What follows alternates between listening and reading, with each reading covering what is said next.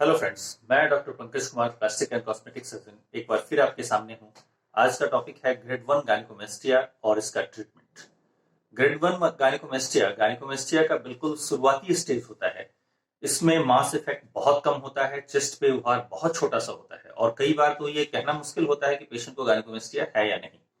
बहुत सारे मामलों में पेशेंट खुद ही अपने आप को डायग्नोज करते हैं। उन्हें लगता है कि ये छोटा सा मास भी उनके लिए बहुत ही प्रॉब्लमेटिक है और वो अपनी सारी चीजों को कई बार तो उसी से जोड़ लेते हैं। ये मास निकल जाएगा, ये ग्लैंड निकल जाएगा तो उनकी पढ़ाई अच्छी हो जाएगी, उनका करियर अच्छा हो जाएगा, वो अपने लाइफ में बहुत अच्छा कर पाएंगे।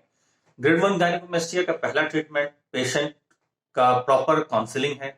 अगर हमारे डॉक्टर्स के समझाने के बाद या उनके खुद की समझदारी से ये बात तय हो जाती है कि इस ग्लैंड के साथ भी उन्हें कोई दिक्कत नहीं होगी तो बड़ी अच्छी बात है। लेकिन अगर वो इस चीज पे एकदम स्टक हो जाते हैं, उनके दिमाग में कहीं घर कर चुका हो कि इस सर्जरी को करवाने के बाद ही उनका सारा चीज अच्छा होगा, तो फिर सर्जरी प्लान की जाती है। सर्जरी के लिए laser liposuction and gland excision surgery plan करते हैं। लाइपोसक्शन के थ्रू पेरिफेरल एरिया से फैट को निकाला जाता है और ग्लैंड को एरियोलर इंसिजन के थ्रू निकालते हैं। अभी हम इस एक पेशेंट के एग्जामिनेशन के टाइम देखेंगे कि पेशेंट का क्या प्रोस्पेक्टिव है, पेशेंट का क्या विजन है अपने इस गाय को।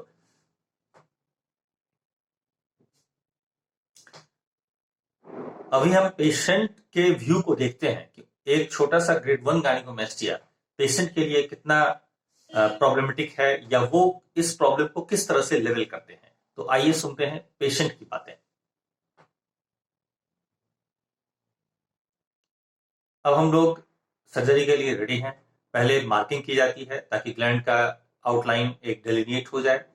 फिर इसके बाद अगला स्टेप ट्यूमिसेंट फ्लूइड इन्फिल्ट्रेशन है। इस इन्फिल्ट्रेशन फ्लूइड के डाले जाने से एक तो एक proper level of anaesthesia receive हो जाता है, पेशेंट को इस ऑपरेटिव एरिया में कोई पेन महसूस नहीं होगी, और दूसरा कि जो ऑपरेटिव फील्ड है वो पूरी तरह से ब्लडलेस, नीट एंड क्लीन रहेगा। अब हम लोग लाइपोसक्शन स्टार्ट करेंगे। जस्ट आप देखें कि डायोड लेजर के इफेक्ट के कारण सिर्फ और सिर्फ फैट ही बाहर आ रहा है, ब्लड नहीं है। ये प्योर फैट एकदम येलो फॉर्म में बाहर आता हुआ दिख रहा है। अब पेरिफेरल इंसिजन के थ्रू, पेरी एरियोलर इंसिजन के थ्रू हम लोग इस ग्लैंड को बाहर निकाल रहे हैं। इस ग्लैंड के बाहर निकल जाने के बाद सर्जिकल जो इंसिजन है उस साइट को क्लोज किया जाएगा और क्लोज करने के बाद हम देख रहे हैं कि इस चेस्ट पे कोई भी निशान या उभार नहीं है, चेस्ट पूरी तरह से फ्लैट है। और अब जब हम पहले से कंपेयर करें तो ये दिखता है कि हाँ, पहले कुछ मास था जो अब पूरी तरह से फ्लैट हो चुका है। तो ये था दोस्तों ग्रेड 1 गायनेकोमेस्टिया का ट्रीटमेंट। एक बार मैं फिर से यही कहूंगा कि पेशेंट को और डॉक्टर्स को दोनों की रिस्पॉन्सिबिलिटी बनती है कि ग्रेड 1 गायनेकोमेस्टिया में तुरंत ही सर्जरी के स्टेप को जस्ट अख्तियार न किया जाए। ग्रेड 1 गायनेकोमेस्टिया सबसे कॉमन पाया जाने वाला गायनेकोमेस्टिया है, सबसे ज्यादा इंसिडेंस इसी का है, लेकिन सर्जरी की जरूरत सबसे कम इसी स्टेज के गायनेकोमेस्टिया में होती है।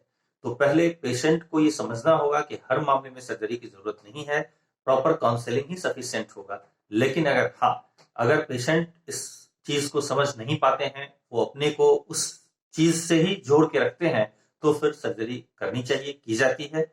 और जाहिर सी बात है, ग्लैंड छोटा है, स्किन का इनलार्जमेंट बहुत ज्यादा नहीं है, तो रिजल्ट इसमें बहुत ही परफेक्ट, बहुत जल्दी मिलता है। तो मैं डॉक्टर पंकज कुमार आज आपसे विदा लेता हूं। एक बार फिर मिलते हैं एक नए टॉपिक के साथ, एक नए इंफॉर्मेटिव वीडियो के साथ। तो फिर आज के लिए नमस्कार।